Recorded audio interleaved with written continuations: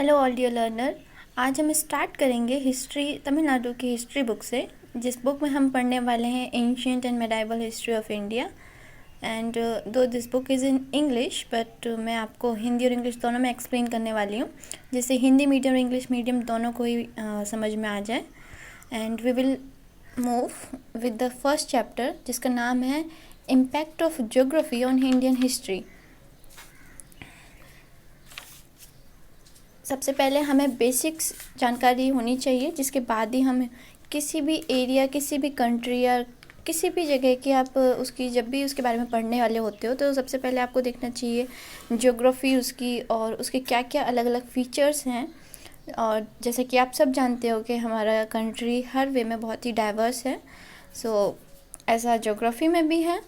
तो इस चैप्टर में हम फर्स्ट पढ़ रहे हैं किसके बारे में? हिमालयन माउंटेन्स के बारे में।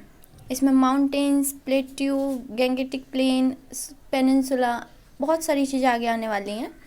तो ज़्यादा टाइम नहीं लेते हैं इंट्रोडक्शन में, हम आ जाते हैं इसके पहले जो इम्पोर्टेंट टॉपिक है हिमालयन माउंटेन्स।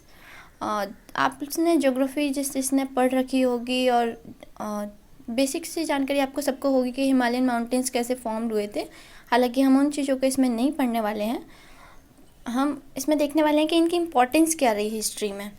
सो हिमालयन माउंटेन्स आप सबको पता है कि यह इंडिया के नॉर्थ में है, and it starting from the Pamir in the extreme north west of India. The mighty Himalayan ranges extend towards north east. Okay, north east तक इसकी रेंज पूरी फैली हुई है, एंड ये लेंथ में है 20,560 kilometres with an average breadth of 250 to 320 kilometres. तो आप देख सकते हैं कि हमारा हिमालयन माउंटेन्स कितना लंबा और अपने उसमें बहुत बड़ी जगह में फैला हुआ है। इसी वजह से इसकी इतनी इम्पोर्टेंस थी कि एंशिएंट हिस्ट्री और मेडाइवल हिस्ट्री, यहाँ पे जितनी बार भी मतलब वॉर्स हुए, कुछ भी हुए, तो ये एक तरह से हर्डल्स क्रिएट करता था फॉरेन पावर्स को हमारे यहाँ तक आने के लिए। सो इसको आप कह सकते हैं, जैसे आपकी बुक में लिखा हुआ है कि it acts as a natural wall and protect the country against the cold Arctic wind blowing from Siberia through Central Asia. This keep the climate of northern India fair warm throughout the year. The Himalayan region mostly inhospitable in winter and generally covered with snow. ये तो कुछ आपकी natural चीज़ें हैं जो आपको effect कर सकती हैं, उनसे प्रोटेक्ट कर रहा है। प्लस ये उनके लिए भी जो इन्वेशंस होते थे, जो अटैक्स करते थे फॉरेनर्स, उससे भी प्रोटेक्ट करता था। बट बहुत ज़्यादा टाइम तक ऐसा नहीं हो पाया, क्योंकि सब ने अपने अपने, आपको कोई भी चीज़ आगे सामने दिख रही है, आप उसके लिए अलग रास्ता खोज लेते हैं।